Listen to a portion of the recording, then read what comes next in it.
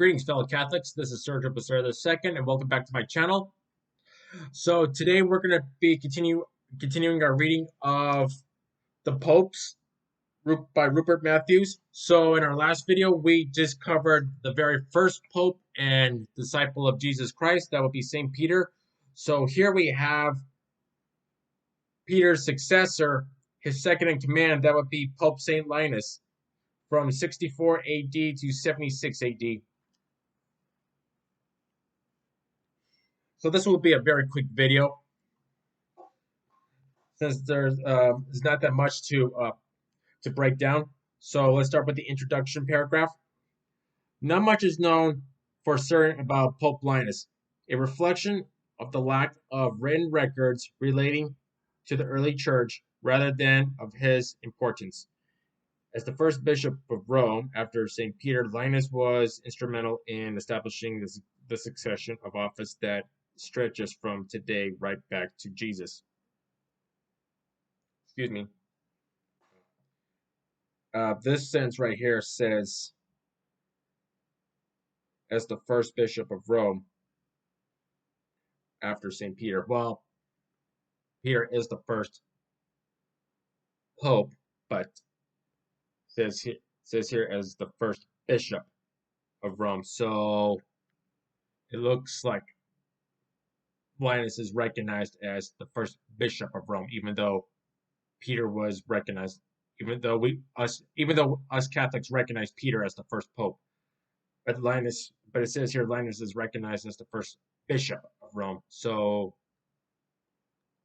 even though second pope, but first bishop of Rome.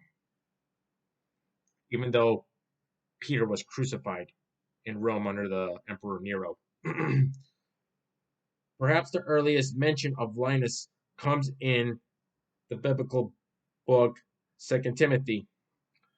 Yes, Peter is. I'm sorry. Linus is actually mentioned in the New Testament. I just couldn't remember which gospel. It says here, 2 Timothy. I'm sorry, 2 Timothy. So yeah, in 2 Timothy, Linus is mentioned in the Gospels of the Bible. This book is a letter written by St. Paul to his friend and supporter Timothy. Although certainly the letter was written from Rome when Paul was expecting his martyrdom, and so dates to about the year 65. In the closing section, Paul writes, Eubulus greets you, and so do Beduans, Linus, Claudia, and all the brothers and sisters. It is often held that this Linus is the same man recorded by later historians as Pope Linus, and that Claudia was his mother. Linus's time as Bishop of Rome was relatively peaceful for the Christian community. The persecution of Christians by the Emperor Nero, in which St. Peter had been martyred, lasted only a few months.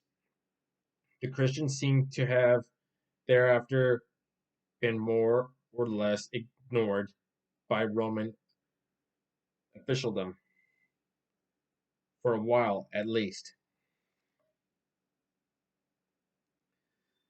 There are only two recorded actions of Linus as pope. The first was to issue an edict enforcing a rule laid down by St. Paul in his first epistle to the Corinthians, stating that women had to cover their heads in church. The second was the appointment of 15 men, none of whose names are recorded, as bishops. The duties, rights, and status of bishops at this date are not certain. They certainly had no diocese to preside over, nor were they priests. in the modern sense of the word. These bishops seem to have been those men who had learned enough about the teachings of Jesus Christ to be in a position to instruct others and to have the authority to rebuke those who misbehaved. There are indications that the bishops met in council with Linus as a sort of chairman or con, con, coven. I'm sorry, let me read this again. There are indications that the bishops met in council with Linus as a sort of chairman or convener.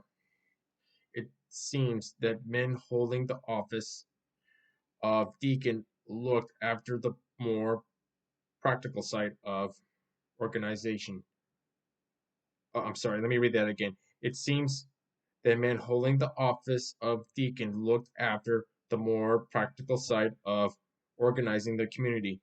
The dates of Linus's time as pope are rather obscure. He is usually said to have taken over on the death of Peter, though he may have assumed his duties when Peter was arrested.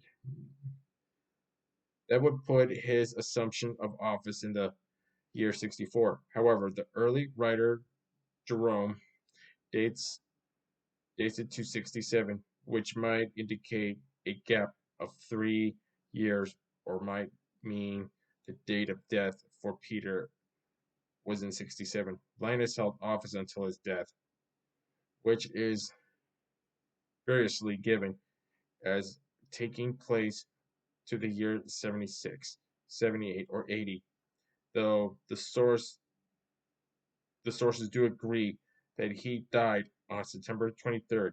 He was buried on Vatican Hill, close to the grave of St. Peter. So that is practically much about Pope St. Linus being the second pope, and then, of course, his duties in Rome as the first bishop of Rome. So it says here that, let me read again. Dates of Linus's time as pope are rather obscure. He is usually said to have taken over on the death of Peter, though he may have assumed his duties when Peter was arrested. So it looks like what is said here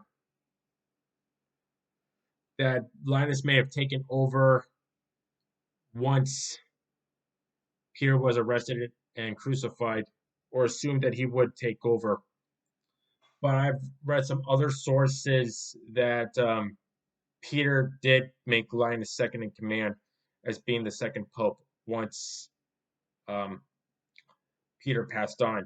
And eventually, of course, as I mentioned in the last chapter, which of course we all know through history, that Peter was arrested in Rome and was later crucified after he and his flock were accused of setting Rome on fire, even though the accusations against them were not true, even though other accusations were thrown at the emperor. But around Nero's time, Roman historians have said that neither the Christians nor Nero had anything to do with the fire, and yet Nero and the Christians, including St. Peter, were somewhat to blame. I know there are movies out there that talk about the time of Nero Quo Vadis, I think it's called, because I got the movie upstairs. Because it looks like Nero is the one that sets Rome on fire, even though history states it's not Nero nor the Christians, even though Nero puts blame on them. As to how Rome got on fire, no one knows exactly. And yet, Nero in the end got blamed for it. So this covers. So we just finished with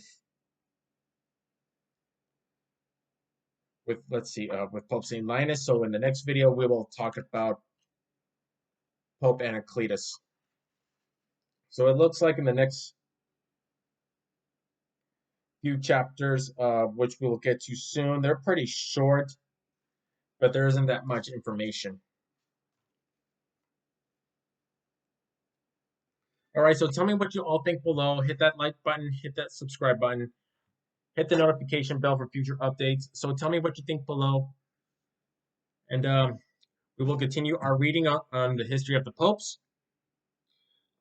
So until next time, take care now and have a blessed day. Bye.